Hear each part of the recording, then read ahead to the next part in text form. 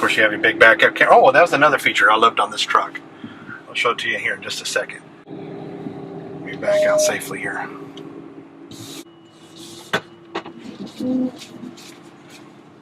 I'll stop right here and show it to you. It's one of the things that I loved about this truck. I don't know if other trucks have it, but if you're going to pull any type of fifth wheel or anything like this, this is a great feature to have. So if you go ahead and put it in reverse, you'll see that you have two cameras. So that's your normal backup camera. But if you're pulling a fifth one, you want to see the connection and stuff like that, or how your gear is back there. You can turn it on your over cab camera, and it looks right down into the bed, right on top of the fifth wheel. So you can see, hey, is everything going? Is it moving like it's supposed to? How's your gear doing? You don't have to worry about, hey, having your kids look out the back window and see if your gear's moving around. You can see it from right here.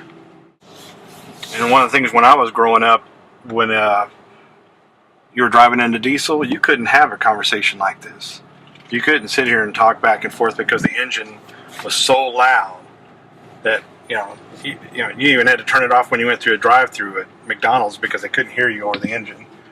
And they've got these things now with so dampened and stuff like that. It's just a nice, pleasant rumble. So you know you got a powerful engine, but it's not anything that's very loud and obnoxious.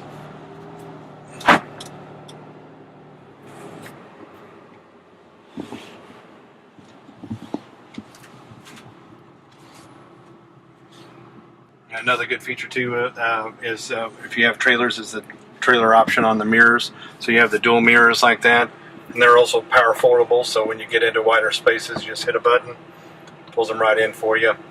Push down the button, they come right back out. And then they also flip up 45 degrees, so you can see it longer distances behind you. Nice and smooth, doesn't beat you up.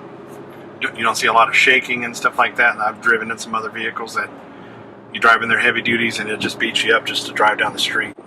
Yeah, I got 75s in the rear, which would normally be bouncing around, but that's the way it comes set up, with 55 in the front and 75 in the back. And just the way we're driving now is the same way it pulls when we're pulling a 12,000, 13,000 pound fifth wheel. Lake Texoma, so it's about 120 miles from here. 240 round trip, and we drove it up there, and it's some of the areas that we get by the lake, it's a lot of up and down and stuff like that, so we got to test some of that out to make sure it can go up steep inclines and stuff like that, and handled it with no problems.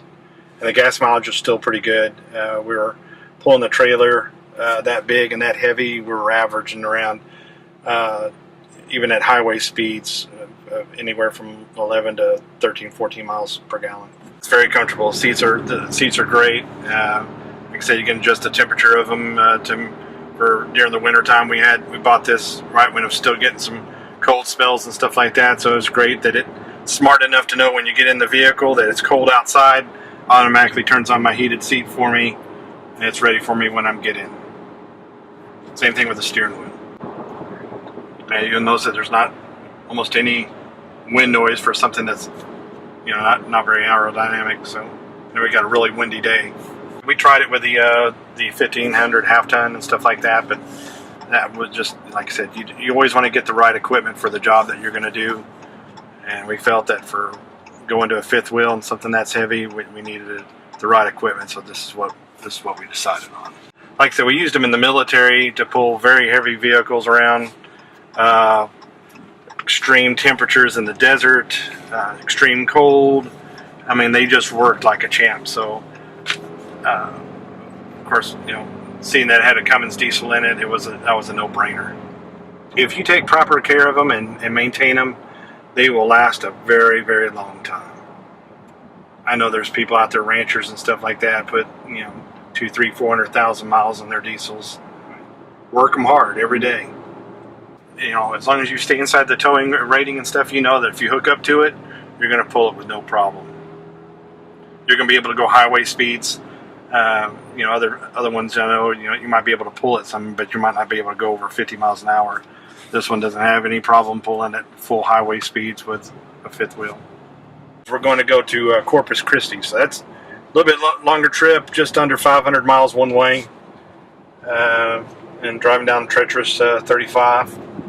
So And that's another good thing, is when you're driving in a lot of traffic like that, and 35 is always a nightmare to drive, it's good to know that your equipment's set up right, and that's one thing you're not going to have to worry about.